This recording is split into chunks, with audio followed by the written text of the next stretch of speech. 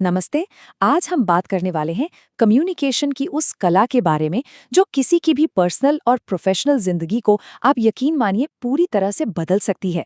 ये सिर्फ बात करने का एक तरीका नहीं है, बल्कि ये खुद को और दूसरों को बेहतर ढंग से समझने और उनसे जुड़ने का एक बहुत ही पावरफुल जरिया है। कभी ऐसा महसूस हुआ है कि मन में कहने के लिए बहुत कुछ है, लेकिन सही शब्द ही नहीं मिल रहे? या जब बोलने का मौका आता है तो एक अजीब सा डर, जैसे गले में ही आवाज को रोक देता है? अगर ऐसा होता है तो इसमें कोई भी अकेला नहीं है, और अच्छी खबर यह है कि इसका एक सोल्यूशन है। चलिए नेहा की कहानी पर गौर करते हैं। वो अपनी कंपनी की सबसे मेहनती कर्मचारियों में से एक थी, लेकिन हर बार प्रमोशन उसके हाथ से निकल जाता था। क्यों? वजह बहुत छोटी सी थी। मीटिंग्स में जब भी आइडिया देने का मौका आता तो वो इस डर से चुप हो जाती कि कहीं मैं कुछ गलत न कह दूं। और यही एक डर न जाने कितने काबिल लोगों को आगे बढ़ने से रोक देता है। तो सवाल ये है कि इस डर की दीवार को तोड़ा कैसे जाए। इसकी शुरुआत होती है कम्युनिकेशन के सबसे पहले और सबसे जरूरी नियम से, और वो है सुनने और बोलने की कला। कम्युनिकेशन का मतलब अक्सर हम सिर्फ बोलना समझते हैं, पर सच तो ये है कि इसका बड़ा हिस्सा सुनने में छिपा है। एक्टिव लिसनिंग यानी कि सक्रिय श्रवण का मतलब है कि सामने वाले की बात को जवाब देने की जल्दी में नहीं, बल्कि सच में समझने के लिए सुनना, उनकी आंखों में देखना, उन्हें बीच में न टोकना और अपनी बॉडी लैंग्वेज से ये जताना कि आप उस पल में पूरी तरह उनके साथ हैं। और जब बोलने की बारी आए तो अक्सर हम ये सोचते हैं कि आत्मविश्वास का मतलब है तेजी से और बिना रुके बोलना, लेकिन असली राज कुछ और ही है। जैसा कि महान एक्टर ऋषि कपूर ने कहा था, ठहराव में शक्ति है। बोलने के बीच लिया गया एक छोटा सा पॉज, एक छोटा सा ठहराव न सिर्फ हमें सोचने का मौका देता है, बल्कि हमारे शब्दों को सुनने वाले पर कहीं ज्यादा गहरा असर डालता है। लेकिन क्या कम्युनिकेशन सिर्फ सुनने और बोलने तक ही सीमित है? असल में जो हम कहते हैं वो कहानी का सिर्फ एक छोटा सा हिस्सा है। असली कम्युनिकेशन तो शब्दों से कहीं आगे होता है।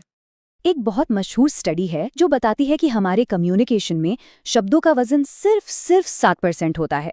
38% हमारी आवाज़ के उतार चढ़ाव यानी टोन पर, और सबसे ज़्यादा 55% हमारी बॉडी लैंग्वेज पर निर्भर करता है।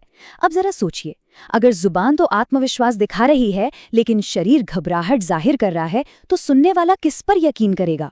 सौरभ मैनेजर बनना चाहता था, लेकिन उसकी बॉडी लैंग्वेज हमेशा उसकी घबराहट बता देती थी। फिर उसने एक छोटा सा बदलाव किया। रोज सिर्फ 10 मिनट शीशे के सामने प्रैक्टिस।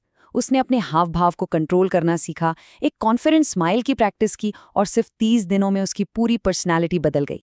तो ठीक है, हमने सुनने, बोलने और बॉडी लैंग्वेज की कला को समझ लिया, लेकिन इन सबको एक साथ लाकर रिश्तों में एक सही बैलेंस कैसे बनाया जाए? यहीं पर आता है कनेक्शन का असली फॉर्मूला। अक्सर हम दो गलतियां कर बैठते हैं। या तो हम पैसिव होकर अपनी बात मन में ही दबा लेते हैं, या फिर अग्रेसिव होकर दूसरों पर हावी हो जाते हैं।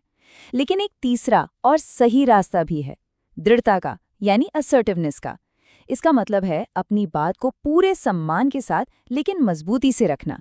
ये एक बहुत ही नाजुक लेकिन शक्तिशाली बैलेंस है। और ये कहानी इस बात को बहुत अच्छे से दिखाती है।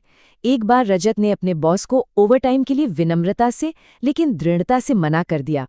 बॉस को पहले थोड़ी हैरानी हुई, लेकिन फिर उन्होंने रजत की ईमानदारी की तारीफ की। यही दृढ़ता की ताकत है, ये आपको आखिर में सम्मान दिलाती है। तो सबसे जरूरी बात यह है कि जब भी कोई असहमति हो तो हमारा लक्ष्य बहस जीतना नहीं, बल्कि बात को समझना होना चाहिए।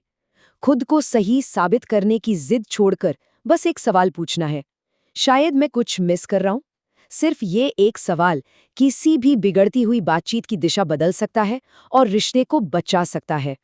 और अब हम आते हैं कम्युनिकेशन की उस चुनौती की ओर जो कई लोगों के लिए सबसे बड़ा डर होता है, पब्लिक स्पीकिंग, यानी मंच पर खड़े होकर लोगों के सामने बोलना।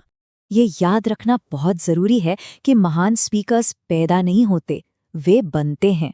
दुनिया के सबसे बड़े इन्वेस्टर्स में से एक वॉरेन बफे ने खुद माना था कि कभी पब्लिक स्पीकिंग उनका सबसे बड़ा डर था, लेकिन उन्होंने इस डर का सामना किया, प्रैक्टिस की, और आज वे दुनिया के सबसे प्रभावशाली स्पीकर्स में से एक है।